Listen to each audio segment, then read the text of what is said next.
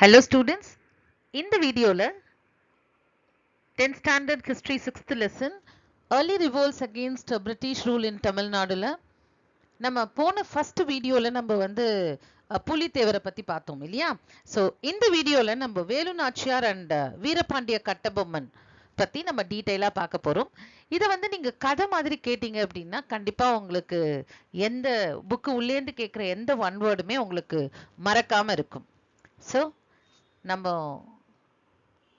வேலு நாச்சியார் பத்தியும் வீரபாண்டிய கட்டபொம்மனை பத்தியும் இந்த வீடியோல நம்ம நிறைய தெரிஞ்சுக்க போறோம்.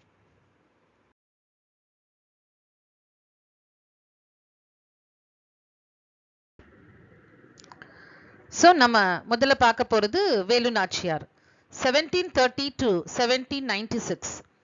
Born in 1730 to the Raja of Chellamuthu Sethupathi of Ramanathapuram, Velu Nachiyar was the only daughter of this royal family. So Velu Nachiyar வந்து 1730ல பிறந்தாங்க. அண்ட் அவங்க அப்பா யாரு? ராஜா செல்லமுத்து சேதுபதி. இவர் வந்து ராமநாதபுரத்தோட ராஜா. இவருக்கு பிறந்த ஒரே மகள் தான் யாரு? இந்த Velu Nachiyar. The king had no male heir, அதாவது ஆண் வாரிசு இல்லாத ஒரு அரசர் அப்படின்றாங்க. And royal family brought up the princess Velu Nachiyar, training her in martial arts like valari, stick fighting and to wield weapons. So ஆண் வாரிசு இல்லாததுனால இந்த இளவரசி வேலு நாச்சியாரே எப்படி அவங்க வளர்த்தாங்க அப்படின்னா எல்லா கலைகளிலும், அதாவது வளரி, சிலம்பம், அதுக்கப்புறம் அந்த தற்காப்பு கலைகள்லாம் இருக்கு இல்லையா, மார்ஷியல் ஆர்ட்ஸ், அந்த தற்காப்பு கலைகள் எல்லாத்துலேயும் ஒரு போர்க்கருவிகளை எப்படி கையாள்றது அப்படின்ற எல்லா ட்ரைனிங்குமே அந்த இளவரசி வேலு நாச்சியாருக்கு அவங்க கொடுத்திருந்தாங்க. And she was also adept in horse riding and archery. Apart from her proficiency in English, French and Urdu. So இது மட்டும் இல்லாம அவங்களுக்கு வந்து குதிரை ஏற்றம், அதுவும் அதே மாதிரி வில் வித்தை, அதாவது ஆர்ச்சரி அப்படின்றது வில் அம்பு அந்த தொடுக்கிற அந்த ஒரு திறனையும் ரொம்ப நல்லா வளர்த்திருந்தாங்க. அதே மாதிரி அவங்களுக்கு வந்து 3 லாங்குவேஜ், ஃபாரின் லாங்குவேஜ் தெரியும், English, French and Urdu. So இந்த 3 லாங்குவேஜ்லயும் நல்ல மிக திறமையானவங்களாக இருந்தாங்க இவங்க. So at the age of 16, Velu Nachiyar was married to Muthu Vadugar, Raja of Sivagangai, and had a daughter by name Vellachi Nachiyar. So 16 வயசுலயே அவங்களுக்கு திருமணம் ஆயிடுச்சு. யாரை திருமணம் பண்ணிக்கிட்டாங்க அப்படின்னு பார்த்தோன்னா முத்து வடுகர். அவர் யார் அப்படின்னா ராஜா ஆஃப் சிவகங்கை, அதாவது சிவகங்கை ராஜாவான முத்து வடுகரை என்ன பண்ணாரு? திருமணம் பண்ணிக்கிட்டாங்க. அவங்களுக்கு ஒரு பெண் குழந்தையும் இருந்தது, வெள்ளாச்சி நாச்சியார் அவங்களோட பேரு. In 1772, the Nawab of Arcad and company troops under the command of Lieutenant Colonel Bonjour stormed the Kalayar Kovil Palace.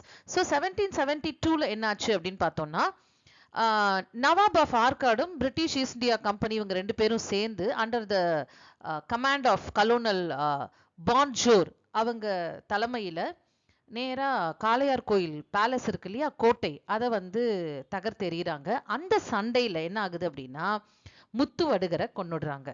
So இந்த ensuing battle Muthu Vadugar was killed. இந்த சண்டையில 1772ல நடக்கிற சண்டையில வந்து முத்து வடுகரை கொன்னுடுறாங்க. ஸோ முத்து வடுகர் யாரு? வேலு நாச்சியாரோட ஹஸ்பண்ட் இல்லையா? So Velu Nachiyar escaped with her daughter and lived under the protection of Gopala Nayak at Virupachi near Dindigul for 8 years. So இந்த சண்டையில அவரை கொன்ன உடனே வேலு நாச்சியார் அவங்க குழந்தைய அழைச்சிக்கிட்டு என்ன பண்றாங்க, அந்த கோட்டையிலிருந்து எஸ்கேப் ஆகி நேரா யார்கிட்ட போறாங்க அப்படின்னா கோபால நாயக். அவர் யார் அப்படின்னு பார்த்தோம்னா விருப்பாட்சியோட பாளையக்காரர் தான் கோபால நாயக். அவர்கிட்ட போய் தஞ்சம் புகுறாங்க. அந்த விருப்பாட்சி அப்படிங்கிற இடம் எங்க இருக்கு? நியர் திண்டுக்கல் பக்கத்துல இருக்கிற ஒரு விருப்பாட்சி அப்படின்ற ஒரு இடத்தோட பாளையக்காரர் தான் கோபால நாயக். ஸோ அவங்க கிட்ட அடைக்கலம் புகுந்து கிட்டத்தட்ட ஒரு 8 வருஷம் கோபால நாயக் கிட்ட அவங்க அந்த அவங்களோட கோட்டையில அவங்க தங்கி இருக்காங்க. So during her period in hiding, Velu Nachiyar organized an army and succeeded in securing an alliance with not only Gopala Nayakar but Hyder Ali as well. So என்ன பண்றாங்க, இந்த 8 வருஷ காலம் வந்து அவங்க விருப்பாட்சியில மறைந்திருந்த ஒரு வாழ்க்கையை வாழறாங்க இல்லையா, அந்த காலகட்டத்துல he organized an army. அவங்க ஒரு படையே உருவாக்குறாங்க, ஆர்மியை உருவாக்குறாங்க. அண்ட் கோபால நாயக்கரோடையும் ஹைதர் அலியோடையும் ஒரு கூட்டணியை உருவாக்குறாங்க. ஸோ தலைவாய்னா யாரு? மிலிட்ரி சீஃப், அதாவது ராணுவ தலைவர். So Thalavai Thandavarayar wrote a letter to Sultan Hyder Ali on behalf of Velu Nachiyar asking for 5,000 infantry and 5,000 cavalry to defeat the English. So Thandavarayar யாரு அப்படின்னு பார்த்தோம்னா ராணுவ தலைவர் அப்படின்னு சொல்லலாம். இந்த ராணுவ தலைவர் வந்து வேலு நாச்சியார் சொல்ல ஒரு லெட்டர் எழுதுறாங்க. யாருக்கு எழுதுறாங்க லெட்டர்? ஹைதர் அலி யாரு? மைசூர் ராஜா இல்லையா? சோ மைசூரை ஆட்சி செஞ்ச ராஜா தான் ஹைதர் அலி, அதாவது திப்பு சுல்தானோட அப்பா. சோ இந்த சுல்தான் ஹைதர் அலிக்கு ஒரு லெட்டர் எழுதுறாங்க வேலு நாச்சியார். என்ன கேட்டு?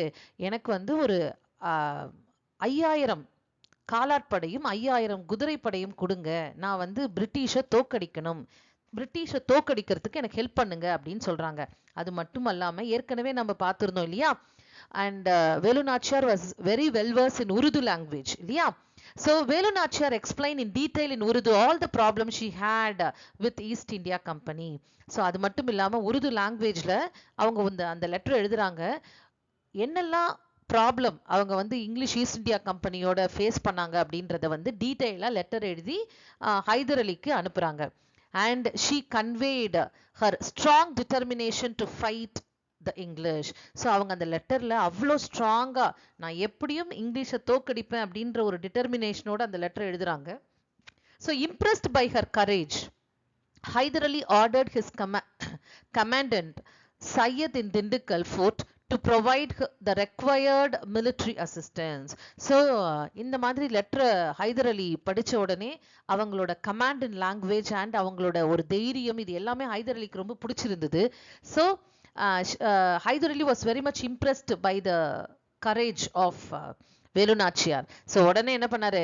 Hyder Ali ordered the commandant Syed, திண்டுக்கல்ல இருந்த அவரோட ராணுவ தளபதி கிட்ட அவங்களுக்கு என்ன உதவி கேட்குறாங்களோ அதை உடனே பண்ணுங்க அப்படின்றத கம்யூனிகேட் பண்றாரு. அவங்க சொல்றாங்க, அதாவது ஹைதர் அலி வந்து யார்கிட்ட சொல்றாரு? சையத் அப்படின்ற ஒரு ராணுவ தலைவர் திண்டுக்கல்ல ஃபோர்ட்ல இருக்காங்க. அவங்க கிட்ட என்ன சொல்றாங்க? வேலு நாச்சியாருக்கு தேவையான மிலிட்ரி அசிஸ்டன்ஸை உடனே பண்ணுங்க அப்படின்ட்டு ஆர்டர் கொடுக்கிறார். So Velu Nachiyar employed agents for gathering intelligence to find where the British had stored their ammunition. அதாவது வேலு நாச்சியார் என்ன பண்ணாங்க அப்படின்னா கொஞ்சம் அதாவது உளவாளிகள், இன்டெலிஜென்ஸ் அப்படின்னா யாரு? உளவாளிகளை கொஞ்சம் பேரை நியமிச்சு பிரிட்டிஷ் ஈஸ்ட் இந்தியா கம்பெனி எங்கெல்லாம் ஆயுதங்களை பதுக்கி வச்சிருக்காங்க, எந்தெந்த இடத்துலலாம் ஆயுதங்களை வச்சிருக்காங்க அப்படின்றத கண்டுபிடிக்க ஒரு உளவாளிகள் எல்லாம் நியமிச்சாங்க. So with the military assistance from Gopala Nayak and Hyder Ali, she captured Sivaganga. So அதுக்கப்புறம் என்ன பண்ணாங்க? அந்த ஆயுத கிடங்கு எல்லாத்தையும் அழிச்சு with the military assistance, அதாவது ராணுவ ஹெல்ப் யார்கிட்ட இருந்து வந்தது? கோபால நாயக் இருக்கார் இல்லையா, அவர்கிட்ட இருந்து. கோபால நாயக் யாருன்னு பார்த்தோம்? விருப்பாட்சியோட பாளையக்காரர் இல்லையா? ஸோ அவர்கிட்ட இருந்தும் ஹைதர் அலி ராஜா ஆஃப் மைசூர் ராஜா இருக்கார் இல்லையா, நவா, அவர்கிட்ட இருந்தும் நமக்கு என்ன கிடைச்சது? இவங்களுக்கு நிறைய மிலிட்ரி அசிஸ்டன்ஸ் கிடைச்சது. அதனால ஷீ ரீகேப்சர்ட் சிவகங்கை. பிரிட்டிஷ்காரங்கிட்ட இருந்து திரும்பவும் சிவகங்கையை மீட்டி எடுத்துட்டாங்க வேலு நாச்சியார். ஸோ இது வந்து ஒரு பெரிய ஹிஸ்டாரிக்கல் ஈவெண்ட் அப்படின்னே சொல்லலாம். சிவகங்கை அப்படின்றது யாரோட? அந்த அந்த இடத்துல ராஜாவா இருந்தவர் யாரு? முத்து வடுகநாதர் இல்லையா? ஸோ அவரோட ஹஸ்பண்ட். ஸோ அவர் அந்த சண்டேல தானே அவர் இறந்து போயிட்டாரு. ஸோ அந்த இடத்த திரும்பவும் ரீகேப்சர் பண்றாங்க. And she was ground as a queen with the help of Marudhu brothers. So திரும்பவும் அவங்க அந்த சிவகங்கைக்கு குயினா பட்டம் சூட்டப்படுகிறார் with the help of Marudhu பிரதர்ஸோட உதவியோட இவங்க திரும்பவும் குயின் ஆகுறாங்க. and she was the first female ruler or a queen to resist the British colonial power in India.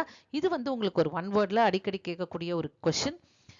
so who was the first female ruler or the queen who resist the British colonial power in India அப்படின்னு கேட்பாங்க. so the answer is Velu Nachiyar. so அவங்க தான் இந்தியாவிலேயே first பிரிட்டிஷ்காரங்களை எதிர்த்து போராடிய ஒரு பெண் அப்படின்னு சொல்லலாம். ஸோ அடுத்தது ஒரு பாக்ஸ் இன்ஃபர்மேஷன் உங்களுக்கு கொடுத்துருக்காங்க புக்கில். கோபால் நாயக் த பாளையக்காரர் ஆஃப் விருப்பாட்சி, அவரை பற்றி சில தகவல்கள் கொடுத்துருக்காங்க, இன்ஃபர்மேஷன். இது சம்டைம்ஸ் உங்களுக்கு ஒரு ஒன் வேர்டில் கேட்கலாம். So Gopala Nayak, the Palekarar of Virupakshi. Gopala Nayak spearheaded the famous Dindikkal League, which was formed with Lakshmi Nayak of Manaparai and Pujai Nayak of Devanampatti. So Dindigul league அப்படிங்கிறது இவங்க 3 பேருக்குள்ள ஒரு அமைந்த ஒரு கூட்டணி அப்படின்னு சொல்லலாம். அந்த 3 பேர் யார் அப்படின்னு பார்த்தோம்னா கோபால நாயக் பாளையக்காரர் ஆஃப் விருப்பாட்சி, ரெண்டாவது யார் அப்படின்னு பார்த்தோம்னா லக்ஷ்மி நாயக் மணப்பாறையோட பாளையக்காரர், அது மூணாவதா இருந்தவர் பூஜை நாயக் தேவனாம்பட்டியோட பாளையக்காரர். இவங்க 3 பேரும் சேர்ந்து தான் இந்த திண்டுக்கல் லீக் அப்படின்ற ஒரு அமைப்பை உருவாக்கினாங்க. And he drew inspiration from Tipu Sultan who sent an deputation to show his camaraderie, அதாவது தனது தோழமை, அதாவது திப்பு சுல்தானால் ஈர்க்கப்பட்டவர் அப்படின்னு சொல்லலாம். ஏன் அப்படின்னா இவருக்கு வந்து ஒரு நட்பு வட்டம் இருந்தது. ஏன்னா இவரும் காமன், 2 பேருக்குமே காமன் எனிமி யார் அப்படின்னு பார்த்தோம்னா பிரிட்டிஷ் இல்லையா. ஸோ அதனால திப்பு சுல்தானுக்கு இவரை ரொம்ப பிடிக்கும் அப்படின்னு சொல்லலாம். And he led the resistance against the British from the Coimbatore and later joined Oomaithurai Kattabomman's brother.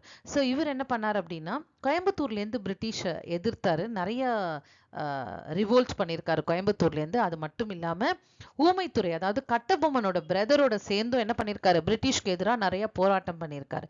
And he put up a fierce fight at Anaimalai hills where the local peasants gave him full support. So அது மட்டும் இல்லாமல் ஆனைமலை ஹில்ஸில் லோக்கலா இருக்கிற பெசன்ஸோட சேர்ந்தும் பிரிட்டிஷரை எதிர்த்திருக்காரு. So but Gopala Nayak was overpowered by the British forces in 1801.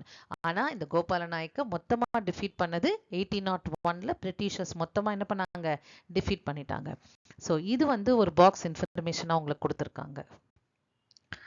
So அடுத்ததாக கொடுத்துருக்க ஒரு box information, it's all about Kuyili. So இவங்களை பற்றி நம்ம வேலு நாச்சியார் அப்படின்னாலே குயிலியை பற்றியும் கண்டிப்பாக நமக்கு தெரியணும்.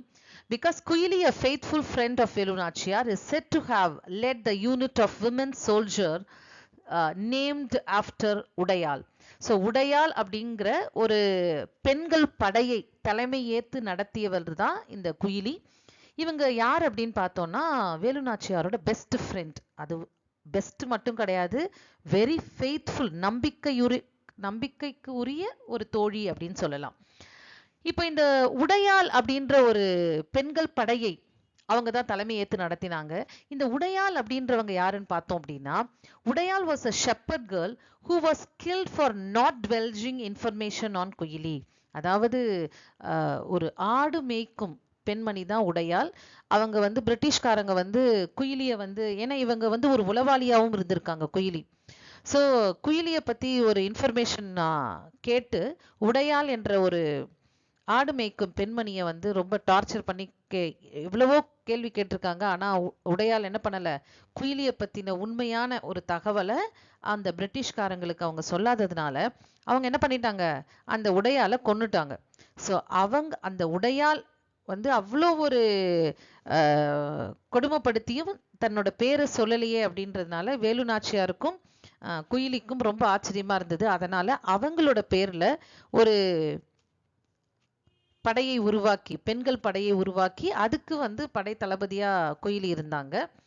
And Kuyili is said to have walked into the British arsenal after setting herself on fire, thus destroying all the ammunition. அதாவது 1780ல என்ன பண்ணாங்க அப்படின்னா, தன்னைத்தானே தற்கொலை படை அப்படின்னு சொல்லுவாங்க இல்லையா, தன்னைத்தானே, அதாவது நெருப்பை வச்சுக்கிட்டு நேராக எங்கே போயிட்டாங்க, ஆயுத கிடங்கு, அதாவது பிரிட்டிஷர் வந்து ஆயுதங்கள்லாம் வச்சிருக்காங்க இல்லையா, அந்த கிடங்குக்குள்ள உள்ள போயிட்டு தன்னைத்தானே அவங்க எரிச்சுக்கிட்டாங்க. ஸோ தட் அந்த ஆயுத கிடங்கோட அவங்களும் இறந்து போயிட்டாங்க. ஸோ இது வந்து ஒரு மிகப்பெரிய ஒரு விஷயம். ஏன்னா தன்னோட தலைவி ஜெயிக்கணும் அப்படிங்கிறதுக்காக குயிலி என்ன பண்ணாங்க, ஒரு தற்கொலை படையா கூட மாறினாங்க. ஸோ நேராக என்ன பண்ணாங்க, பிரிட்டிஷ்காரங்க எங்கே ஆயுதங்களை வச்சிருக்காங்களோ அங்கே போய் அந்த தன்னைத்தானே தீ வச்சு கொளுத்திக்கிட்டு அந்த ஆயுத கிடங்கியே அழிச்சிட்டாங்க அவங்க. ஸோ இது வரைக்கும் நம்ம வந்து வேலு நாச்சியாரை பற்றி பார்த்தோம். ஸோ வேலு நாச்சியாரை பற்றி பார்க்கும்போது அவங்க சைல்ட்ஹுட் ஸ்டோரி எப்படி இருந்ததுன்னு பார்த்தோம். இது எல்லாம் நீங்க கதை மாதிரி தெரிஞ்சுக்கிட்டீங்க அப்படின்னா எந்த கொஸ்டின் எப்படி கேட்டாலும் உங்களால என்ன பண்ண முடியும், ஈஸியா பதில் சொல்ல முடியும் இல்லையா? So listen like a story. ஒரு வேலு நாச்சியாரை பத்தி நம்ம ஒரு தனி நபரோட வாழ்க்கை வரலாறு அப்படின்னும் போது ஒரு கதை மாதிரி கேட்கலாம் இல்லையா? ஸோ அவங்க எப்படி பிறந்தாங்க, எப்படி வளர்ந்தாங்க, யாரை திருமணம் செஞ்சுக்கிட்டாங்க, மேரேஜ் ஆனதுக்கு அப்புறம் அவங்களோட லைஃப் எப்படி டேர்ன் ஆச்சு, 8 இயர்ஸ் அவங்க எப்படி இருந்தாங்க, அந்த 8 இயர்ஸ்ல அவங்க என்னெல்லாம் சாதிச்சாங்க, அவங்களோட ஃப்ரெண்டு யாரு, அவங்களுக்கு யாரு அடைக்கலம் கொடுத்தாங்க. ஸோ இதெல்லாம் வந்து ஒரு ஸ்டோரி மாதிரி நீங்க தெரிஞ்சுக்கிட்டுங்க போது படிக்கிறதுக்கு ரொம்ப ஈஸியா இருக்கும் உங்களுக்கு. ஸோ அடுத்த டாபிக் நம்ம பார்க்க போறது வீரபாண்டிய கட்டபொம்மன். ஸோ நம்ம ஃபர்ஸ்ட் டாபிக் புலித்தேவரை பத்தி பார்த்தோம், அதுக்கப்புறம் வேலு நாச்சியாரை பத்தி பார்த்தோம். இப்போ தேர்டா நம்ம இந்த லெசன்ல பார்க்க போறது Veerapandiya Kattabomman. So Veerapandiya Kattabomman, rebellion of Veerapandiya Kattabomman 1790 to 1799. So Veerapandiya Kattabomman became the Palekarar of Panjalankuruchi at the age of 30 on the death of his father Jagaveera Pandiya Kattabomman. So Veerapandiya Kattabomman வந்து எப்படி பாளையக்காரரா ஆனாரு பாஞ்சாலங்குறிச்சி அப்படின்னு பார்த்தோம்னா அவரோட அப்பாவோட இறப்புக்கு பிறகு. So he became the Palayakkarar of Panchalankurichi at the age of 30 after the death of his father Jagaveera Pandiya Kattabomman. அவரோட அப்பா பேரு சம்டைம்ஸ் ஒன் வேர்ட்ல உங்களுக்கு கேட்பாங்க.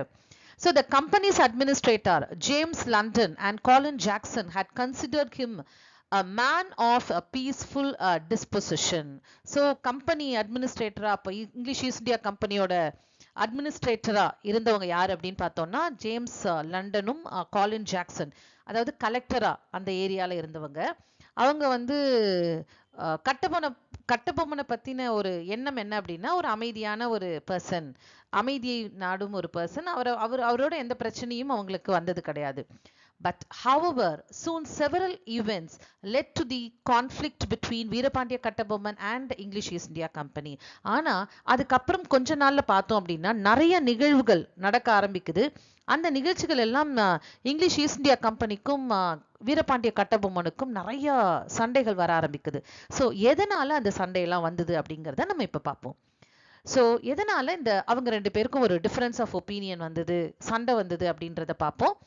The Nawab, under the provision of the treaty signed in 1781, had assigned the revenue of the Carnatic to the company to be entirely under their management and control during the war with Mysore Sultan. So usually வந்து அந்த பாளையக்காரர்கிட்டேருந்து டாக்ஸை collect பண்ற ஒரு rights யார்கிட்ட இருந்தது அப்படின்னு பார்த்தோம்னா ஆர்காட் நவாப் கிட்ட தான் இருந்தது. பட் ஆர்காட் நவாப் வந்து மைசூர் சுல்தானோட ஹைதர் அலியோட ஒரு சண்டையில இருக்கார். அவங்க ரெண்டு பேருக்கு ஒரு வார் நடந்துட்டு இருக்கு. ஸோ அதனால ஒரு ட்ரீட்டி சைன் பண்றாரு இங்கிலீஷ் ஈஸ்ட் இந்தியா கம்பெனியோட ஆர்காட் நவாப் இந்த year 1781. So according to the treaty, சரி நீ என்ன பண்ற, கர்நாடிக் ரீஜன்ல ரெவென்யூவை கலெக்ட் பண்ற ஒரு உரிமையை நான் உனக்கு தரேன் அப்படின்ட்டு என்ன பண்றாரு. So he had assigned the right to collect the revenue of the Carnatic region to the company. So மொத்தமாக அவர் என்ன பண்ணுறாரு, அந்த கம்பெனிக்கு அந்த கர்நாடிக் ரீஜன்லேருந்து அந்த பாளையக்காரர்ஸ்கிட்டேருந்து ரெவென்யூ கலெக்ட் பண்ணுற ஒரு உரிமையை யார் கொடுத்துட்றாரு, இங்கிலீஷ் ஈஸ்ட் இந்தியா கம்பெனிக்கு கொடுத்துட்றாரு நவாப் ஆர்காட் நவாப். ஏன் கொடுக்குறாரு அப்படின்னா, ஏன்னா அவர் வந்து மைசூர் சுல்தானோட ஒரு வாரில் இருக்கார், அதனால இதை கான்சென்ட்ரேட் பண்ண முடியல அப்படின்ற ஒரு ரீசனுக்காக அந்த ஒரு ரைட்ஸை வந்து ரெவென்யூ கலெக்ட் பண்ணுற ரைட்ஸை வந்து இங்கிலீஷ் ஈஸ்ட் இந்தியா கம்பெனிக்கு கொடுத்துட்றாரு. ஸோ அவங்க என்ன பண்ணணும், 1/6 of the revenue to be allowed to meet the expenses of the Nawab and his family. British English East India company இருக்கு இல்லையா, அவங்க வந்து அந்த கலெக்ட் பண்ற ரெவென்யூல 1/6 வந்து நவாபுக்கு கொடுத்துடணும். புரியுதா? ஸோ இந்த மாதிரி ஒரு டேர்ம்ஸ் அண்ட் கண்டிஷன்ஸோட ஒரு ட்ரீட்டி சைன் பண்றாங்க 1781ல. So the company had thus gained the right to collect the taxes from Panchalankurichi. ஏன்னா பாஞ்சாலங்குறிச்சி ஒரு பாளையம் தானே. ஸோ அந்த கர்நாடிக் ரீஜன்ல இருக்கிற ஒரு பாளையம் பாஞ்சாலங்குறிச்சி. ஸோ கம்பெனிக்கு என்ன ரைட்ஸ் வந்துருச்சு, இப்போ பாஞ்சாலங்குறிச்சிலேருந்து ரெவென்யூ கலெக்ட் பண்ற ஒரு உரிமை வந்தாச்சு. So the company appointed it's collectors to collect the taxes from the Palayams. So company என்ன பண்றாங்க, கலெக்டர்ஸ் ஒவ்வொரு டிஸ்ட்ரிக்ட்லயும் ஒவ்வொரு ரீஜன்லயும் கலெக்டர்ஸ் அப்பாயிண்ட் பண்றாங்க. அவங்களோட வேலை என்ன அப்படின்னா, அந்த பாளையம்லேருந்து டாக்ஸை கலெக்ட் பண்றது அவங்களோட வேலை. So the collectors humiliated the பாளையக்காரர்ஸ் and adopted force to collect the taxes. So அந்த மாதிரி டாக்ஸ் ரெவென்யூவை கலெக்ட் பண்ணும்பொழுது என்ன பண்றாங்க அப்படின்னா பாளையக்காரர்ஸை ரொம்ப இன்சல்ட் பண்றாங்க, இழிவா பேசுறாங்க. அது மட்டும் இல்லாம they adopted a force to collect the taxes. நீங்க வந்து டாக்ஸ் பே பண்ணல அப்படின்னா உங்க மேல நான் படையெடுப்பேன், உங்களை வந்து கேப்சர் பண்ணுவேன், உங்களோட ஃபோர்ட்டை நான் கேப்சர் பண்ணிடுவேன் அப்படின்னு பயமுத்துறாங்க. ஸோ இந்த மாதிரி என்ன பண்றாங்க, the collectors they started to collect the revenue from the Palayams and Palayakaras, and this was the bone of contention between the English and the Kattabomman. So இதுதான் மெயின் ரீசன். ஸோ இவங்க ரெண்டு பேருக்குள்ள பிரச்சனை வர்றதுக்கு, கட்டபொம்மனுக்கும் இங்கிலீஷ்காரங்களுக்கும் பெரிய ஒரு பகை வர்றதுக்கு காரணமே இந்த மாதிரியான ஒரு விஷயம்தான். ஸோ அடுத்த டாபிக் நம்ம பார்க்க போறது கான்ஃபரன்டேஷன் வித் ஜாக்சன். அதாவது ஜாக்சனோட வீரபாண்டிய கட்டபொம்மனுக்கு என்ன மாதிரியான ஒரு மோதல் வந்தது, சண்டை வந்தது அப்படின்றத தெரிஞ்சுக்க போறோம். The land revenue arrear from Kattabomman was 3,310 pagodas in 1798. அதாவது கட்டபொம்மன் கொடுக்க வேண்டிய ரெவென்யூ டாக்ஸ் இருக்கு இல்லையா, அது எவ்வளவு அப்படின்னு பார்த்தோம்னா 1798ல 3,310 pagodas கொடுக்கணும். And Collector Jackson, an arrogant English officer, wanted to send an army to collect the revenue dues, but Madras government did not give him permission. So collector Jackson அவரை தான் நியமிச்சிருந்தாங்க அந்த ஏரியா கலெக்ட் பண்றதுக்கு. அவர் வந்து very arrogant English officer, அதாவது ரொம்ப ஒரு கொடூரமான ஒரு இங்கிலீஷ் ஆஃபீஸர். அவர் என்ன பண்ணாரு, நான் வந்து ஃபோர்ஸை யூஸ் பண்றேன், அதுக்கு பெர்மிஷன் கொடுங்க அப்படின்ட்டு. ஏன்னா இங்கிலீஷ் ஈஸ்ட் இந்தியா கம்பெனியோட பெர்மிஷன் இல்லாம collectors cannot use their force to collect the revenue இல்லையா. ஸோ மெட்ராஸ் கவர்மெண்ட் கிட்ட பெர்மிஷன் கேட்குறாங்க. ஆனால் மெட்ராஸ் கவர்மெண்ட் என்ன கொடுக்குறாங்க, பெர்மிஷன் கொடுக்கல. ஏன்னா இது வரைக்கும் வீரபாண்டிய கட்டபொம்மன் சரியாக தான் டியூ கட்டிட்டு இருக்காரு. ஸோ இந்த ஒரு வாட்டி கட்டாததுனால நம்ம என்ன பண்ண முடியாது, சண்டை போட முடியாது. அதனால பெர்மிஷன் அவங்க கொடுக்கல. But what happened on August 18th, 1798, he ordered Kattabomman to meet him in Ramanathapuram. So okay, நம்ம வந்து அவரை ஒரு பேச்சுவார்த்தை கூப்பிடலாம் அப்படின்ட்டு ஜாக்சன் என்ன பண்றாரு, என்ன வந்து ராமநாதபுரத்துல வந்து பாரு அப்படின்னு சொல்றாரு கட்டபொம்மனை. எப்போ, ஆகஸ்ட் 18th 1798ல. பட் கட்டபொம்மன் அவரால் போக முடியல. அதுக்கப்புறம் என்ன பண்றாரு, he tried to meet him. அவர் வந்து ராமநாதபுரத்துலேருந்து கிளம்பி என்ன பண்றாரு, குற்றாலம் போறாரு, ஸ்ரீவல்லிபுத்தூர் அப்படின்ட்டு மாறி மாறி போயிட்டே இருக்காரு. அடுத்தடுத்த பாளையம்ல டாக்ஸ் கலெக்ட் பண்ண ஜாக்சன் போய்கிட்டே இருக்காரு. So, but Kattabomman's attempt to meet him in between proved futile as Jackson refused to give him audience both in Kutralam and Srivilliputtur. So ராமநாதபுரத்தில் வந்து என்ன சந்திக்கல இல்லையா. ஸோ அதனால இவர் என்ன பண்றாரு, அவர் எங்கெல்லாம் போறாரோ வீரபாண்டிய கட்டபொம்மன் போறார். குற்றாலத்தில் போய் பெர்மிஷன் கேட்கிறாரு மீட் பண்ண, அவர் கொடுக்கல. மீட் பண்ண எனக்கு விருப்பம் இல்லை அப்படிங்கிறாரு. அதே மாதிரி ஸ்ரீவல்லிபுத்தூர்ல போறாரு, அப்பையும் அவரு விருப்பம் இல்லை. ஸோ இது மாதிரி கிட்டத்தட்ட ஒரு மாசம் அவர் போற இடத்துக்கெல்லாம் வீரபாண்டிய கட்டபொம்மன் போற, ஆனா பெர்மிஷன் ஜாக்சன் கொடுக்க மாட்டேங்கிறாரு மீட் பண்றதுக்கு. So at last an interview was granted and Kattabomman met Jackson in Ramanathapuram on 19th September 1798. So August 18th அவருக்கு அப்பாயின்மெண்ட் கொடுத்தாங்க. கிட்டத்தட்ட ஒரு மாசம் அலைய விட்டு, ஓகே நீ ராமநாதபுரத்துல என்ன 19th செப்டம்பர் வந்து பாரு அப்படின்ட்டு நான் உன்னை மீட் பண்றேன் அப்படின்னு ஜாக்சன் சொல்றாரு. So it is said that Kattabomman had to stand for 3 hours before haughty collector Jackson. So கிட்டத்தட்ட கட்டபொம்மனை வர வச்சு அவரை உட்கார கூட சொல்லாம 3 மணி நேரம் நிக்க வச்சே விசாரிச்சிருக்காரு ஜாக்சன். ஸோ ஏன்னா ஏற்கனவே பார்த்தோம் ஜாக்சன் வந்து ஒரு கொடுமையான ஒரு கலெக்டர் அப்படின்ட்டு இல்லையா. So sensing danger Kattabomman tried to escape along with his minister Sivasubramaniyanar. So கட்டபொம்மனோட அவரோட மினிஸ்டர் சிவசுப்பிரமணியனாரும் வந்திருந்தாரு. ஸோ அவர் பேச பேச என்ன ஆகுது அப்படின்னா ஒரு வாக்குவாதம் ரொம்ப அதிகமாகுது ரெண்டு பேருக்கும், ஜாக்சனுக்கும் கட்டபொம்மனுக்கும். ஸோ ஹீ சென்ஸ், கட்டபொம்மன் ஏதோ ஒரு இன்ட்யூஷன் சொல்லுது அவருக்கு, ஓ ஏதோ ஒரு தப்பு நடக்க போகுது இந்த இடத்துல, நம்ம இந்த இடத்துலேருந்து தப்பிச்சிடணும் அப்படின்ட்டு ஒரு அவரோட தேர்ட் சென்ஸ் சொன்ன உடனே என்ன பண்றாரு, அந்த இங்கேருந்து எப்படியாவது தப்பிச்சுக்கணும் அப்படின்னு யோசிச்சுட்டு இருக்கும் போதே ஊமத்துரை suddenly entered the fort with his men and helped the escape of Kattabomman. So Oomathurai யார் அப்படின்னு பார்த்தோம்னா கட்டபொம்மனோட பிரதர். என்னடா ஆச்சு, போய் ரொம்ப நேரம் ஆச்சு, உள்ள என்ன நிலவரம் அப்படின்றதுக்கு எதுக்கும் நம்ம ஃபோர்ஸோடையே போவோம் அப்படின்ட்டு சடனா அந்த ராமநாதபுரம் ஃபோர்ட்டுக்குள்ள அவர் என்ன பண்றாரு, ஊமத்துறை அவங்களோட படைகளோட உள்ள நுழைஞ்சி கட்டபொம்மனை தப்பிக்க வச்சிடுறாரு. ஸோ அந்த தப்பிச்சு கேட்டு கிட்ட வரும்பொழுது அங்க ஒரு ஒரு கிளாஷ் நடக்குது. அந்த கிளாஷ்ல லெப்டினன்ட் கிளார்க் வாஸ் கில்ட். அந்த கிளாஷ்ல இங்கிலீஷ் லெப்டினன்ட், அதாவது இங்கிலீஷ் ஈஸ்ட் இந்தியா கம்பெனியோட லெப்டினன்ட் கிளார்க், அவரை வந்து கொன்னுடுறாங்க ஊமத்துறையும் கட்டபொம்மனும். ஸோ ஆனால் சிவசுப்பிரமணியனார் உள்ள மாட்டிக்கிட்டாரு. So he was taken as a prisoner. அவரை கைது செஞ்சு ஜாக்சன் உள்ள அழைச்சிட்டு போயிட்டாரு. ஸோ இப்படி தான் அந்த சண்டை ரொம்ப தீவிரமாக நடந்துட்டு இருந்தது இவங்க ரெண்டு பேருக்கும். ஸோ அடுத்ததான் நம்ம பார்க்க போகிறது appearance before Madras council. So இவங்க என்ன பண்ணுறாங்க, தப்பிச்சு வந்துடுறாங்க. தப்பிச்சு வந்த உடனே என்ன பண்றாங்க அப்படின்னா நேரா பாஞ்சாலங்குறிச்சிக்கு வந்துடுறாங்க கட்டபொம்மனும் ஊமைத்துறையும். So on his return to Panchalankurichi, Kattabomman represented to the Madras Council about how he was ill treated by the collector Jackson. So உடனே அவர் என்ன பண்றாரு, மெட்ராஸ் கவுன்சிலுக்கு ரிப்போர்ட் பண்றாரு.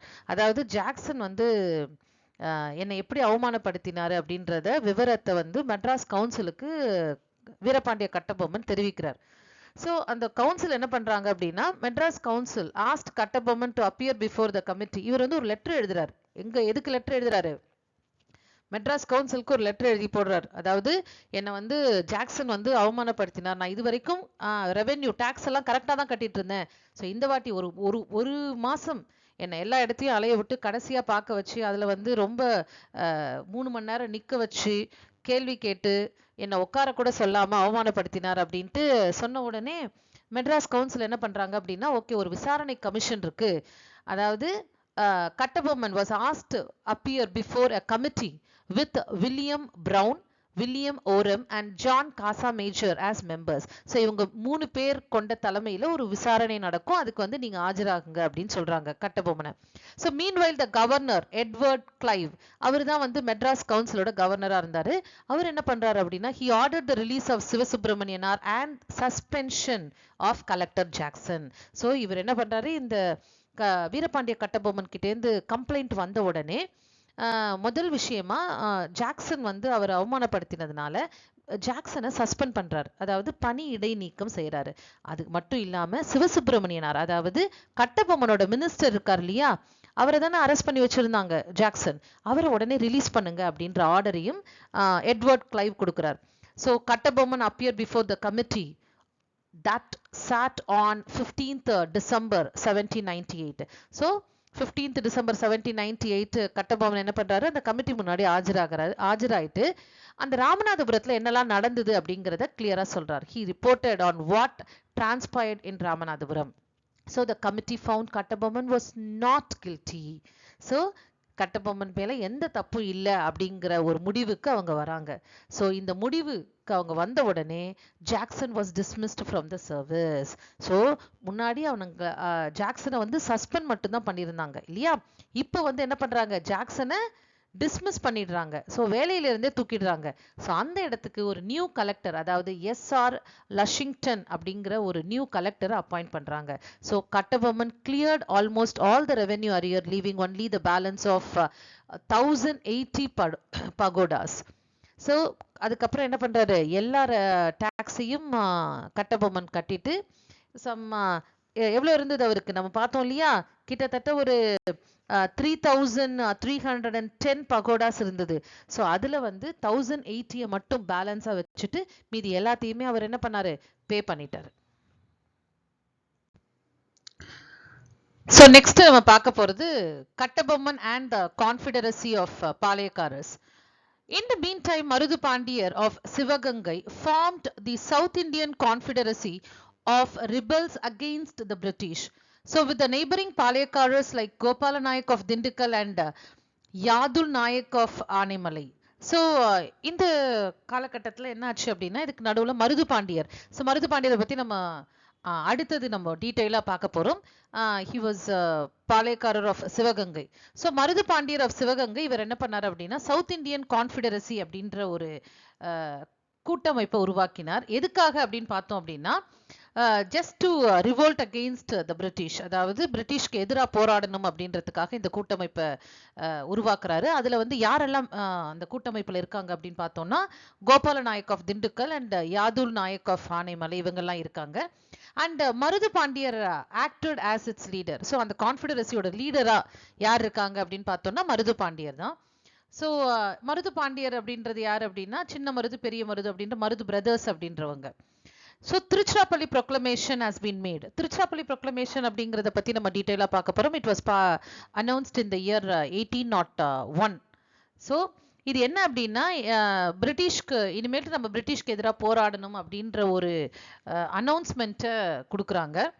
ஸோ அதை பற்றி நம்ம டீட்டெயிலாக பார்ப்போம். Then Kattabomman was interested in this confederacy. So கட்டபொம்மனுக்கும் இந்த சவுத் இந்தியன் கான்ஃபெடரசியில் ஜாயின் பண்ணணும் அப்படின்ற ஒரு ஆர்வம் இருந்தது. பட் கலெக்டர் லிங்கிஸ்டன் இருக்கார் இல்லையா, லஷிங்டன், அதாவது ஜாக்சனுக்கு அப்புறம் வந்தவர், அவர் என்ன பண்றாரு, கட்டபொம்மனை வந்து பிரிட்டிஷ்க்கு சப்போர்ட்டாவே வச்சிருக்காரு. ஸோ இந்த கான்ஃபெடரசியில வந்து கட்டபொம்மன் சேராம, அதாவது மருது பாண்டியர்ஸை வந்து கட்டபொம்மன் மீட் பண்ணாம இவர் வந்து தடுத்துக்கிட்டே இருக்காரு. ஸோ எதனால அப்படின்னா கட்டபொம்மனோட சப்போர்ட் யாருக்கு இருக்கணும், பிரிட்டிஷ்க்கு இருக்கணும் அப்படின்னு எதிர்பார்க்கிறாரு. அவங்க வந்து மருது பாண்டியர் பிரதர்ஸோட சேரக்கூடாது அப்படின்றதையும் யோசிக்கிறார். But Marudh brothers and Kattabomman jointly decided on confrontation with the English.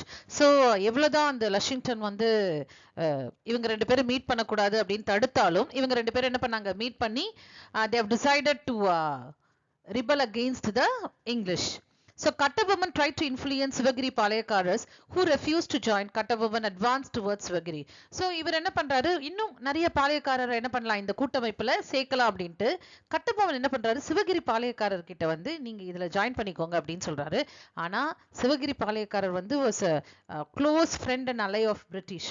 அதனால அவர் என்ன பண்றாரு, இல்ல நான் ஜாயின் பண்ணல உங்களோட அப்படின்னு சொல்லிடுறாரு. பிரிட்டிஷ்க்கு எதிராக என்னால போராட முடியாது, நான் வரமாட்டேன் அப்படின்னு சொல்லிடுறாரு. ஸோ கட்டபொம்மன் என்ன பண்றாரு, அந்த சிவகிரிக்கு பாளையக்காரர் தோக்கடிக்கணும் அப்படின்ட்டு. So Kattabomman advance towards Sivagiri. But the Palayakkarars of Sivagiri was a tributary to the company. So ஏற்கனவே நம்ம பார்த்தோம் இல்லையா, பாளையக்காரர் ஆஃப் சிவகிரி யாரோட ட்ரிபியூட்டரி, கம்பெனியோட tributary. So company considered the expedition of Kattabomman as a challenge to their authority. So கட்டபொம்மனோட போர், அதாவது அங்க சிவகிரியை நோக்கி நடத்துற அந்த போர் வந்து இங்கிலீஷ்க்கு எதிராக நடத்துற, இங்கிலீஷ்க்கு வந்து சேலஞ்ச் கொடுக்குற மாதிரி. ஸோ கண்டிப்பா நம்ம கட்டபொம்மனை தோற்கடிக்கணும், சிவகிரி பாளையக்காரரை காப்பாற்றணும் அப்படின்ற ஒரு முடிவுக்கு வராங்க. So the company order the army to March on to Tirunelveli. So உடனே அந்த கம்பெனி என்ன பண்ணுது, பிரிட்டிஷ் ஃபோர்ஸை திருநெல்வேலிக்கு அனுப்புது கட்டபொம்மனை டிஃபீட் பண்றதுக்காக. ஸோ த நெக்ஸ்ட் டாபிக் நம்ம பார்க்க போறது சீஜ் ஆஃப் பாஞ்சாலங்குறிச்சி. ஸோ பாஞ்சாலங்குறிச்சியை முற்றுகையிடுறாங்க பிரிட்டிஷர்ஸ், அது எப்படின்றத பார்ப்போம்.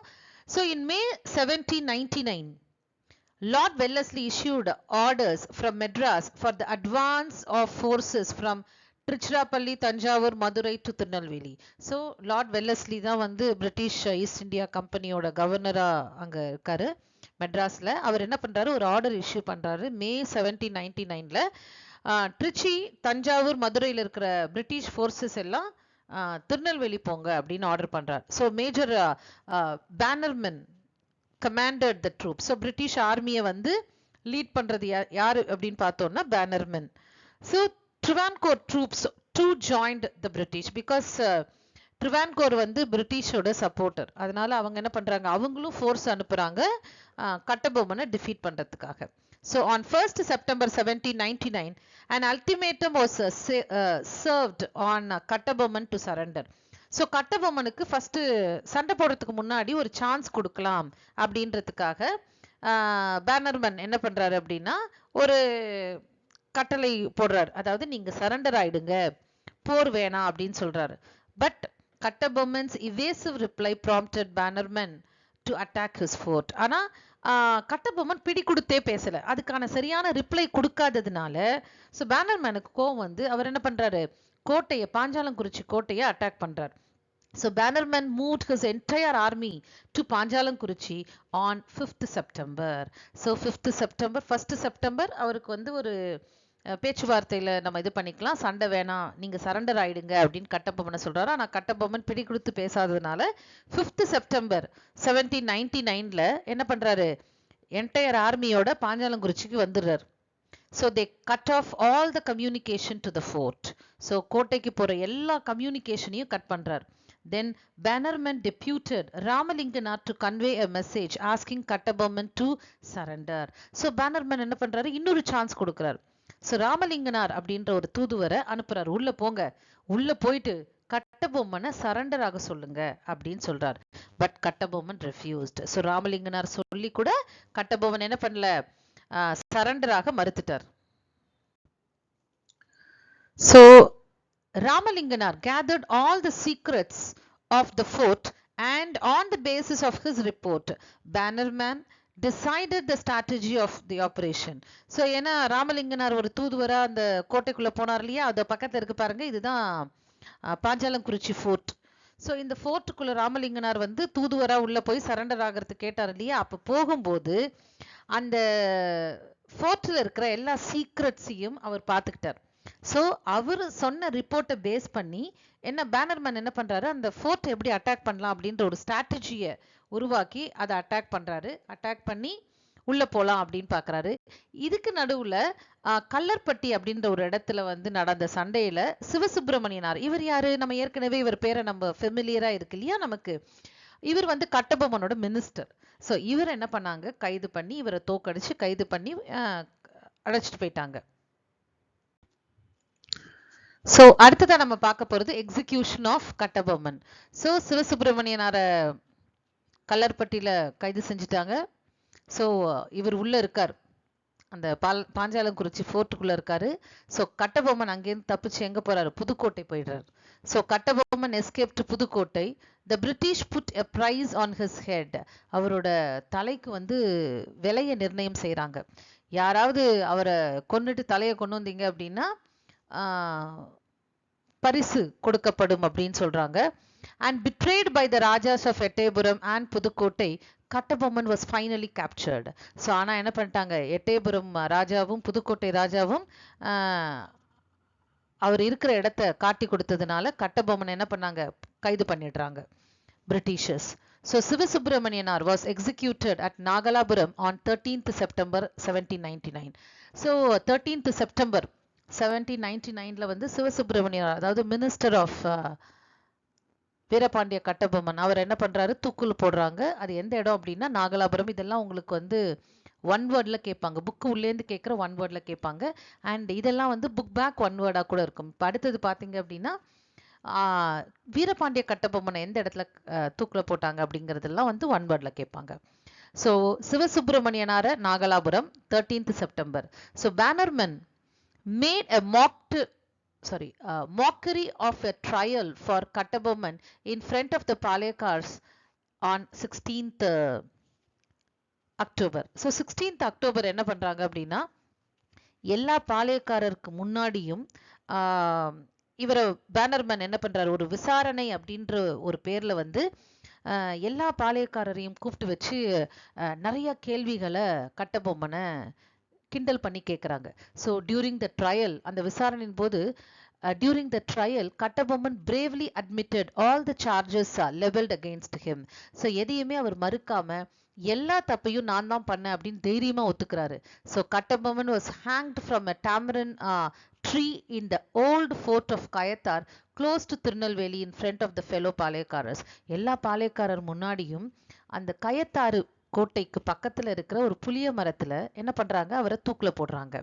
So thus ended the life of the celebrated பாளையக்காரர்ஸ் of Panchalankurichi.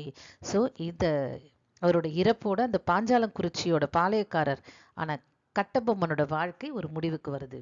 So many folk ballads on Kattabomman helped keep his memory alive among the people.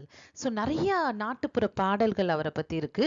இந்த நாட்டுப்புற பாடல்களை பாடி பாடி என்ன பண்ணிட்டு இருக்கோம், நம்ம அந்த கட்டபொம்மனை ஒரு ஒரு உயிரோடையே வச்சுட்டு இருக்கோம் அப்படின்னு கூட சொல்லலாம். ஏன்னா அவர் வாழ்ந்த காலங்கள், அவரோட சாதனைகள் எல்லாமே வந்து நாட்டுப்புற பாடல்கள்ல நிறைய இருக்கு. ஸோ டியர் ஸ்டூடெண்ட்ஸ், இது வரைக்கும் நம்ம வந்து வேலு நாச்சியார் பற்றியும் வீரபாண்டிய கட்டபொம்மனை பற்றியும் நம்ம டீட்டெயிலாக ஒரு கதை மாதிரி தெரிஞ்சுக்கிட்டோம் இல்லையா. ஸோ நெக்ஸ்ட் நம்ம பார்க்க போகிறது மருது பிரதர்ஸ். ஸோ அவங்கள பற்றி நெக்ஸ்ட் வீடியோவில் டீட்டெயிலாக பார்ப்போம். Thank you students.